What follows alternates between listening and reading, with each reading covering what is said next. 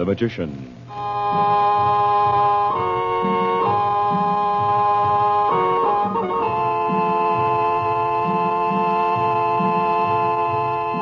Good evening, ladies and gentlemen. The makers of White King granulated soap present for your enjoyment Chandu the Magician. And just as you enjoy listening to this radio drama of romance, intrigue, and high adventure, so will you enjoy using the soap we make. White King granulated soap. White King was the first washing machine soap ever made anywhere. When it was first perfected 30 years ago, it was a brand new idea because it was a granulated soap, not a bar soap. And it worked as no other soap had ever worked in a washing machine. No washing machine works better than the soap you use. And today, White King, a good soap for 30 years, is better than ever. There are many soaps on your grocer's counters, but none like White King for your washing machine. You will love White King granulated soap. And when you buy White King tomorrow, save the box top. And tell your friends to save their White King box tops, too.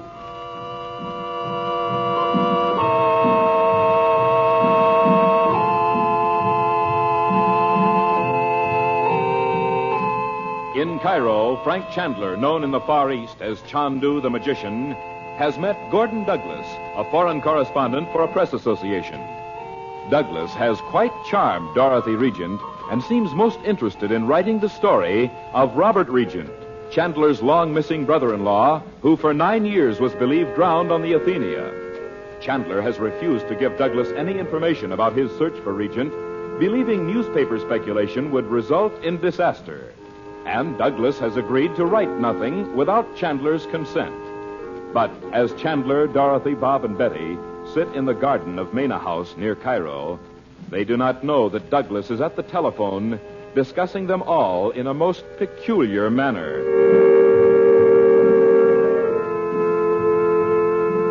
Now, the following morning, Gordon Douglas has kept an appointment in a narrow, crooked street in Cairo's native quarter. Chandu, the Magician. Come in. Oh, what a hole this is, Roxor. I thought I'd never find it. Come to the point. You learned nothing from Chandler and his sister. I've only seen them twice. Do you think I'm a magician? Do not speak that word to me. What, magician? As a matter of fact, we're lucky I got here at all. What a break that was in Rome. What would you have done if the real Douglas hadn't been given an assignment to Cairo? You think it was by chance. Well, wasn't it? You don't mean to say you fixed that. Where I need to have men, I have them. Let me see the passport. Oh, it's all right. I went to that fellow you told me about in the Via September 20. There you are. Never know that photograph hadn't been put on in America. Want to see Douglas's other papers? They're right here. You are Douglas. Never forget it. You don't have to bully me. I'm not one of your tame Arabs, you know. You will obey my orders. Let there be no misunderstanding. After what happened to Douglas, I understand. Perfectly. You can imitate his style well enough to avoid suspicion by his employer. I've imitated so many men's styles. But by the way, we won't be able to keep this up forever, you know. It will not be necessary. When you have done your work here, you will go. One day the body of Douglas will be found in the Tiber. It is suicide. Very simple. So I see. Well, as I told you, Roxor, the job of getting information out of Chandler and Mrs. Regent is no snap. What do they know about the Regent? I talked to Mrs. Regent alone. She insists she has no idea where he is. You think she was lying? I'm not sure. There's a lot of casual talk about Chandler having to leave Cairo any day now.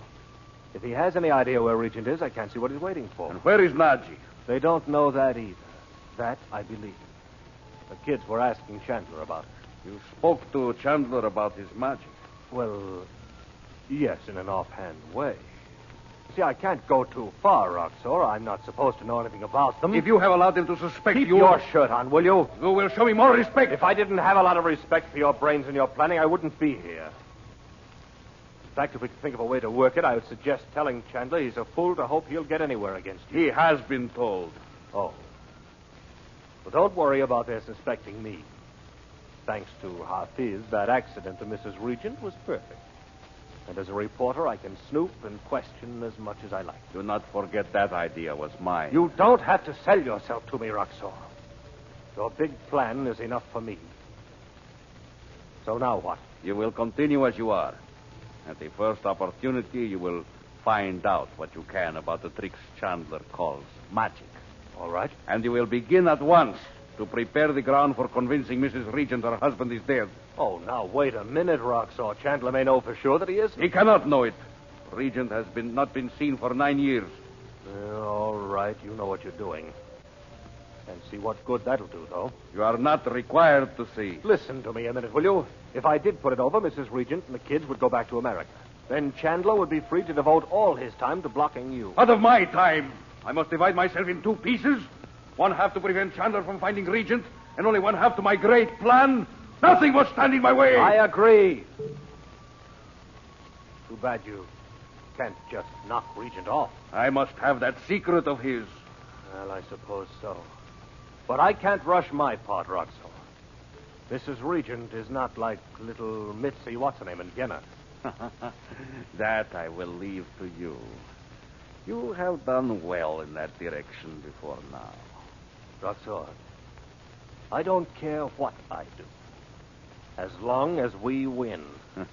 I chose well when I chose you, Douglas.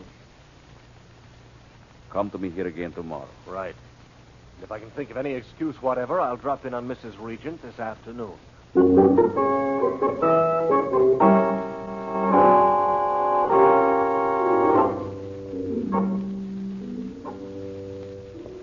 For goodness sake, Frank, stop pacing the floor. What on earth's the matter? I don't know, Dot. I hope you aren't worrying about leaving us here alone for a few days. Not as long as you stay here and none of you goes outside of the grounds. Well, I told you we would. Sit down and relax. I can't see why I don't hear from Washington or London. I sent those pieces of paper by airmail more than a week ago.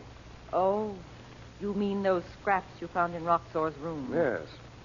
And I'm beginning to wonder if he deliberately left them for me to find. Can't you think just as well sitting down? Makes me tired just watching you. All right. But I can't wait indefinitely. I'll have to do something pretty soon. Let's have some coffee. Afternoon coffee's getting to be a habit with me. Oh, Abu, bring us some coffee, please. I was it. And make Mr. Chandler's extra strong. No, just make it the way you always do. As you say, Effendi. Now, Frank, there's no reason for Roxor to leave anything for you to find in his room. How could he possibly have known you'd go there? Well, he could have told his men to let me find out he'd left Cairo, where he'd been staying. It was Abdallah who told you that. Now, let's not go over that again, Bob. Abdullah's all right. But he's gone back to the desert. That's what I told him to say. You did? He's really gone back to being a storyteller in the bazaars. He's looking for Roxor. You mean you don't think Roxor's left Cairo at all? No. I think he just moved to other rooms. There's something wrong, Dot. I couldn't be more sure of anything. Well, maybe you're right.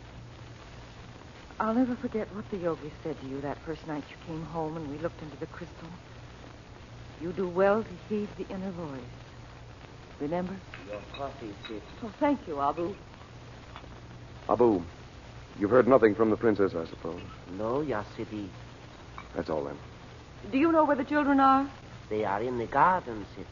I will call them. No, never mind. I just wondered where they were. Frank, if anything has gone wrong, maybe it has nothing to do with your work. Maybe it's about Robert. Roxor may have decided to, well, not to keep him alive any longer. There's no use trying to fool you about it, Dot. If Roxor ever gets his hands on Robert's drawings, he won't need Robert anymore. And for all you know, Roxor has the drawings. I don't think so. But how can you... I'd have heard of it. But you can't be sure. Oh, yes, I can. Things would start happening all over the world. Well, plenty of things are happening. Didn't you hear the news broadcast last night? That's not the kind of thing I mean, Dot. Well, what do you mean? Well, I can't go into it. You'll just have to believe that I know. Oh, listen. What's that? Oh, it's Bob and Betty outside. Frank, I've wanted to ask you this for a long time. I don't want you to tell me anything that's secret or explain how it works. I don't care whether I understand it or not. I know what you mean, Dot. Why I can't find Robert by means of the things I learned in India. Isn't that it? Yes, it is. Well, you won't understand it. Maybe you won't even believe it. But I'll tell you what I know myself. You don't mean you've tried that already? The other night, I asked the yogi for help about something else. And I spoke to him about Robert. What did he say? He told me that in this one thing, he couldn't help me. It's something I have to do myself. Well, you're right. I don't understand it. I wonder if he meant we weren't to find Robert after all. Don't let yourself believe that for one moment, Tom. You can... Mail, everybody. Inside, just brought it. There are a lot of letters for you, Uncle Frank. Good. Let me see them. And 2 for you, Mom, from home. Oh, thank you, dear. Frank, did you get the one you were expecting? No, it's not here. There's one from Naji. I recognized her writing. Oh, well, where is she, Frank? The postmark's blurry. I can't make it out. She doesn't say where she's writing from. Well, that's odd. Well, when's she coming home? Mr. Douglas is sure anxious to meet her. Frank, what is it? I'll read it to you. And nothing about this to Douglas, Mom. Oh, I won't say anything, Uncle Frank. She says, I have learned something which disturbs me very much. If it is possible, I will need your help. But at this time, I do not wish to bring you away from Cairo, when at any moment you may find the way to Robert Regent. She thinks he's here. Well, if she did, she'd say so, Dot. Why didn't she tell me where she is? Is that all the letter, Uncle Frank? Almost, Betty. It just says, I will not ask you to join me unless I find no other way. If this happens, I know you will be ready. In the name of the 3 times 3, Naji. Why does she have to be so mysterious? Yeah. Well, it's funny she didn't tell you what she found out. It has something to do with Roxor. I know that. Oh, I should have done this before. Done what? You don't even know where to begin. There's something for me in those rooms of Roxor's, Dot. And I'm going to take another look at them tonight.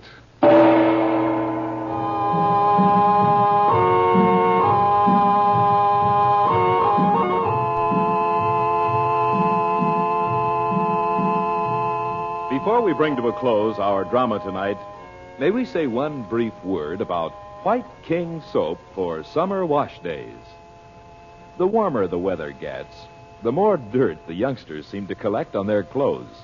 And that is when you need the wash day help of White King in your washing machine more than ever. For only honest-to-goodness soap suds can wash dirty clothes really clean. And if you think that everything that comes in boxes is soap, or if you think all soaps are pretty much alike, we suggest you try White King. You will find that everything from cowboy jeans to bright, pretty cottons, from bath towels to work clothes, comes out fresh and clean when washed in White King suds. White King washes off the surface dirt and washes out the hidden dirt, the deep-down dirt you cannot see. Try White King in your washing machine, won't you? Know what you'll say? You'll say this: I love White King.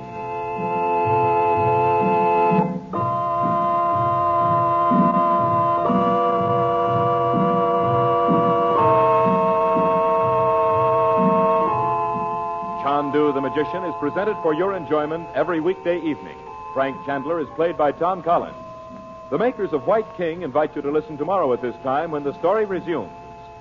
Chandu the Magician.